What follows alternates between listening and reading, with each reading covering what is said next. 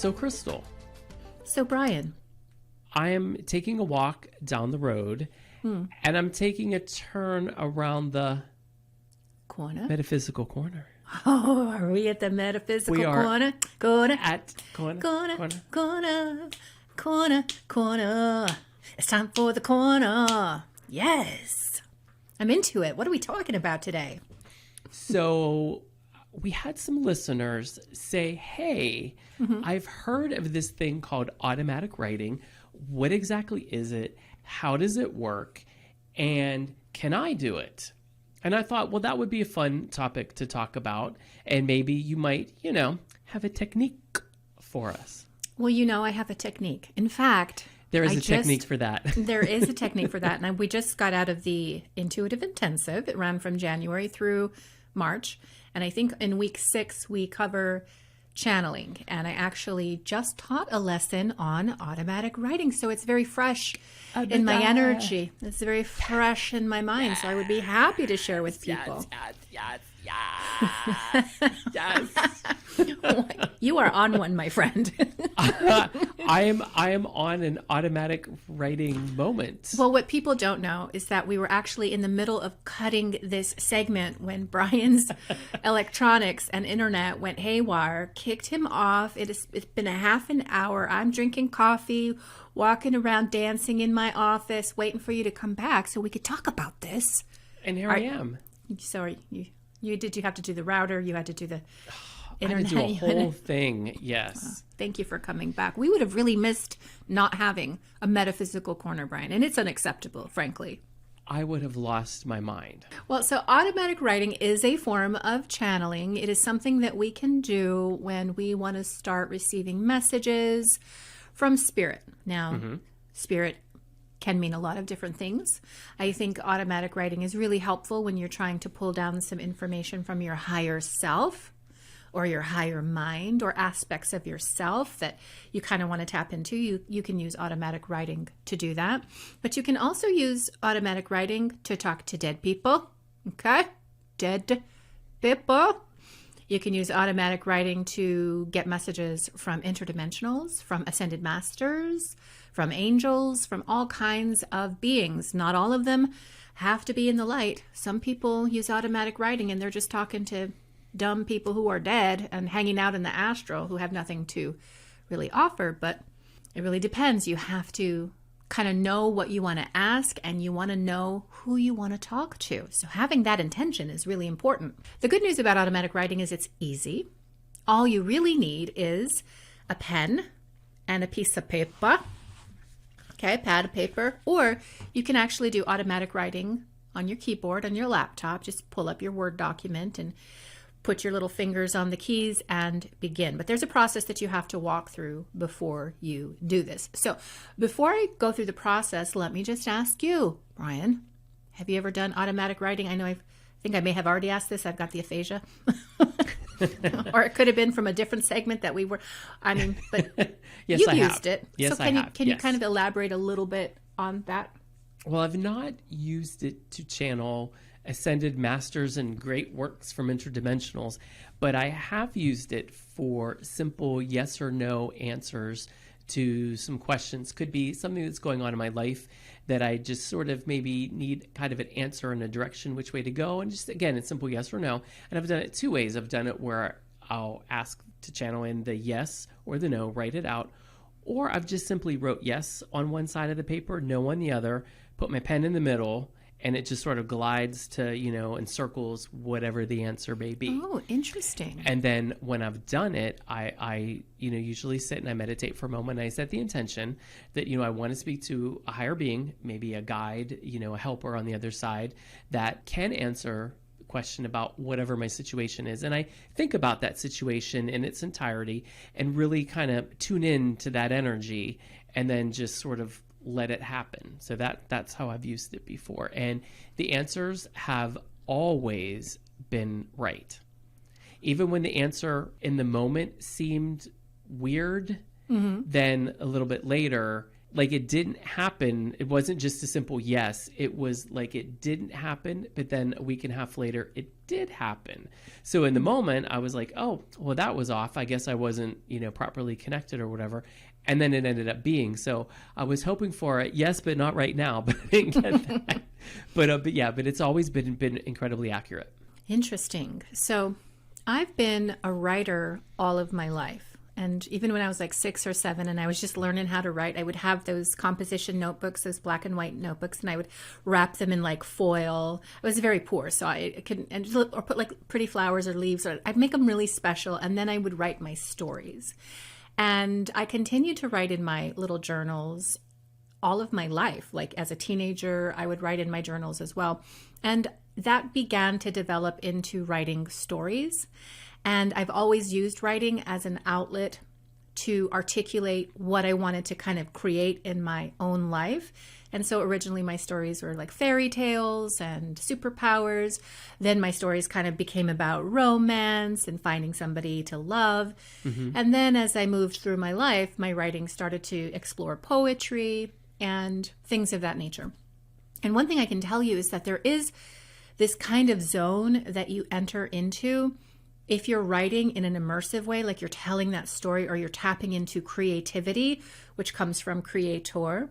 When you're in the zone of that, you really are in kind of a timeless, spaceless place where you are channeling. Like what you're drawing down, what you're creating is coming from spirit. So I've always been acquainted with the nature of that through writing. Now, I began to use automatic writing specifically for my spiritual development, probably 2 decades, a long time ago, 20 years ago maybe. And I've had different experiences, but I will highlight a couple of them. So many years ago, I was very spiritual. I was already giving professional readings. I was very involved in spirituality, the New Age community. And I started to notice that one of my fingers would twitch. Have you ever had like a finger twitch or an eye twitch? Yeah. And it's very annoying. It goes away though. It goes away in a short period of time. Well, this twitch of my finger would not go away. We're talking 2 weeks I had a twitch. And if I would hold this finger, which was twitching, then my other finger would start to twitch. And if I held my entire hand, then my other finger on my other hand would begin to twitch. Like it would just rotate around my fingers. I couldn't stop it. And it was very strange. And finally, I had the aha moment. Oh, maybe this is about me typing, because I don't know if you know this about me, Bryan, but I am a phenomenal typist. I went to jelly school of your typing. Back in the day where you could take typing courses, and we had those IBM typewriters with those great keys, and I would just be fantastic. I type 112 words a minute with a less than 2% error rate. Bam. That's how fast my fingers glide across those keys. Nobody likes to show off. Listen, so fast. But the thing about that, though, is that I can type in almost a displaced consciousness kind of way. Like I can actually allow, my fingers know what to do on the keys. I've just always been very good at it. So I had the idea, maybe the tapping of my fingers is something about the tapping of my keys, because I was still writing at the time and I had a laptop and I wrote in my journal. And so I went into a meditative state. I opened up my laptop, I placed my fingers on the keys, and wouldn't you know, 20 pages later of this fantastical kind of information that I was able to pull down about chakra systems and about Kundalini and about all this information. And this was actually information at the time that was catered toward me and my spiritual development and my consciousness expansion. But that's what that was. And so from that point on, I have made a practice to use automatic writing because it is very easy for me to bring through messages, copious amounts of messages, because of the way that I type. Now, I would say, though, that automatic writing is actually pretty laborious if you're not a great typist, or if you're just writing out a message, letter by letter, word by word. That can take a long time. And channeling is actually much more spontaneous. Like you're given this information and this energy claircognizantly. And if you have a way to just speak it out instantly, or if you have a way to express it, it tends to be faster and better that way. But in the beginning, when you want to receive messages from spirit, automatic writing is a great thing to try. Now, let me ask you a question. Have you seen that young, little handsome Tyler Henry Hollywood medium? Yes. So do you see when he's bringing through mediumistic messages, he's kind of scribbling on his paper? Yes. Yeah, he scribbles up and down, and then he starts going across. Correct. So that's another kind of automatic writing where the writing itself is actually just a part of the mechanics of bringing down the message. So through the movement of that, he's actually opening this energetic channel to bring in messages that it seems like he's getting clairvoyantly and clairaudiently. But that's also a form of automatic writing. So now for anybody who wants to work with automatic writing, let's go through a process. Let me give you a technique. The first thing I would recommend that you do is prepare your questions in advance. Like if you know what you want to ask your higher self, or if you know what you want to ask Archangel Michael, write those down. And if you have a pad of paper, write the question and then leave some space below it. And maybe on a second page, write the next question, or just give yourself enough space beneath the question. But prepare the questions and also have your intention, know what you want to accomplish. Step 2 is to set the stage. And this is important, actually. What I like to do when I'm doing any kind of spiritual work, including something like automatic writing, is I like to go into a dedicated spiritual workspace.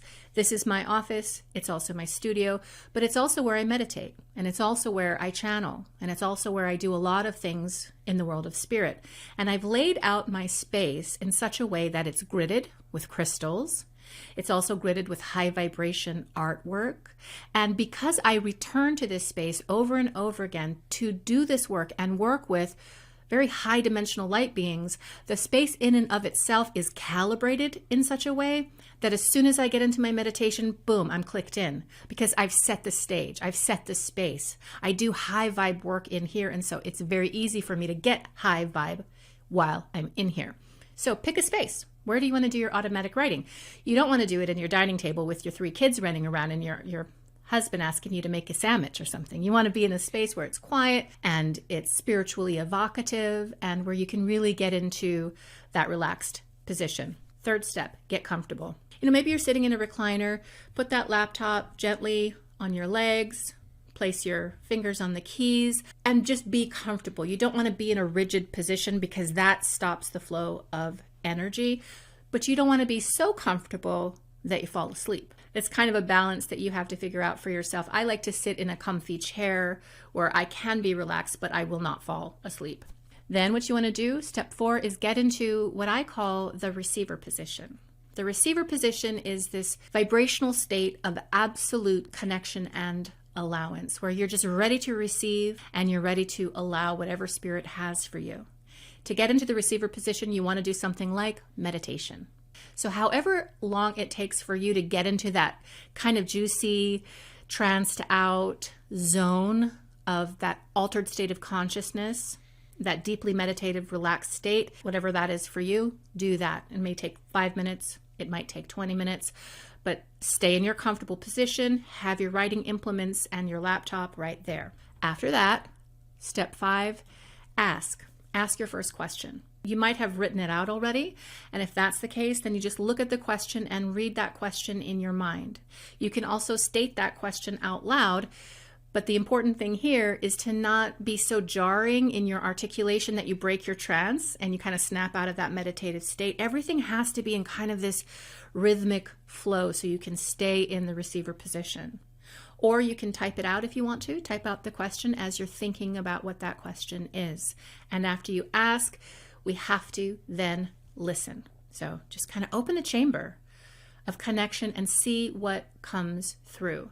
Now, when you're working with divination or when you're working with channeling, in the beginning, what comes through might not make a lot of sense, but you always want to allow whatever it is to come through. So allow your hand to move on the paper, or if you're getting some kind of a message, or if you're seeing an image, maybe you're hearing an inner word, then you just transcribe that and you write that out.